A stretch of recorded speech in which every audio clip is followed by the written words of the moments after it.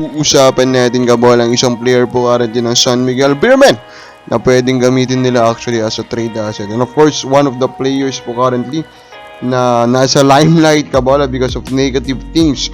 Yan po yung mga pag-uusapan natin. So, hindi ba nakasubscribe kabola, pakipindot naman po yung subscription button. Of course, ang pag-uusapan talaga natin na una is yung sitwasyon nga po ni Cliff Hodge. So, si Cliff Hodge kabola is natamaan niya, no? So, may malapit po sa mata itong si Kit Jimenez, the fan favorite kabola. Kaya naman itong si Kit Jimenez hindi po makakalaro for a few weeks kasi kailangan niya pong pailumin. Nagkaroon po ng black eye basically si Kit Jimenez kasi nga po natamaan yung kanya pong eye part kabola nitong si Cliff Hodge kabola. Pero walang natawag doon na foul, kaya naman itong PBA kabola isa-sanction nila yung referee na kamis po nung foul po kabola during that play.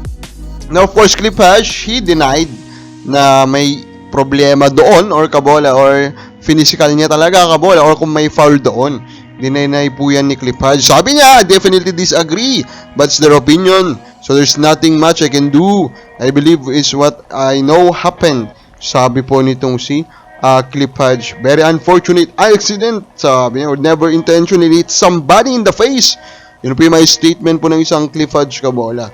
Nung of course, mga bata-bata pa si Cliff Hodge, we are big fan kabola, you know, with the way he plays kasi talagang mamamatay ito sa kakalaro Kung bakit bibigyan na talaga yung buhay niya, ganun po siya ka-serious, no? Itong si Cliff Hodge kabola. Pero all throughout the years, of course, numbers do not lie. We say number do not lie. Masyado nang marami kabola yung instances na nagkaroon po siya ng dirty altercation kabola with other players. And that is already too much, diba? Too much na yon, diba? 1 is understandable, 2 is understandable, 5, sabi mo na, pwede ka po sabihin kasi nakailang taon na po sa PBA. Pero yung makasampo, may git ka na kabola sa daming instances, of course, diba? That's already too much kabola. Now, ang pinagkaiba nga lang niya kasi, the way he plays kabola, talagang siya kasi yung willing na player po na matumba ng ilang beses. And I think with that type of playing kabola, he is not negatively written.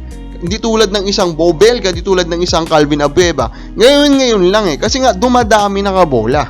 Diba? Kung maalala nyo, mayroon pa yung matindi nun yung laban nila sa Ginebra kabola, yung landing spot foul niya against Justin Brown. Kabola yung mga ganong klase po ng kaya nga na technical na yon kasi yung effect nun kabola, pag matindi yung tama dun sa kalaban, pwede mag-end ang career, di ba?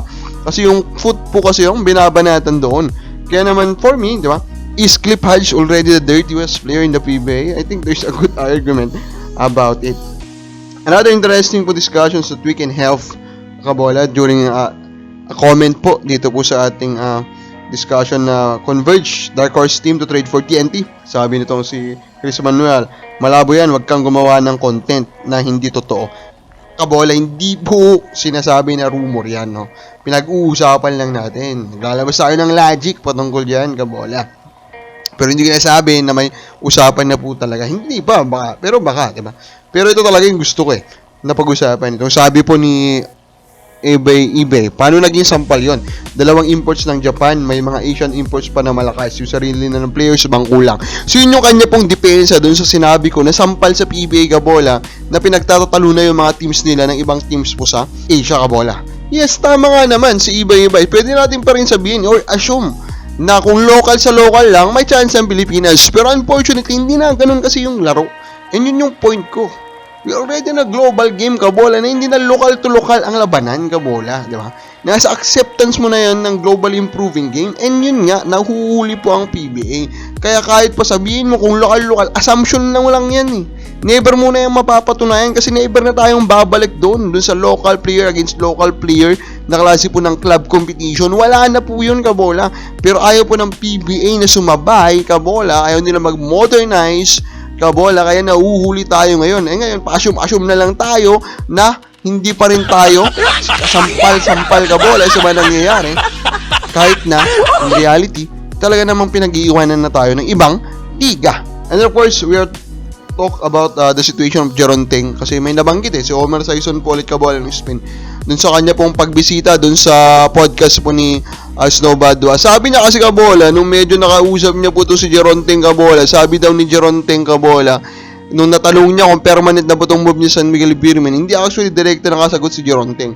which could be an indication Kabola na baka hindi siya pang matagalan sa San Miguel Beerman Kabola. Hindi na naman ako magtataka Kabola kasi I think kaya siya natagalan po talaga na makapamerma, baka may gusto pa itong gustong gawin. And maybe Kabola mas gusto niya sa ibang team.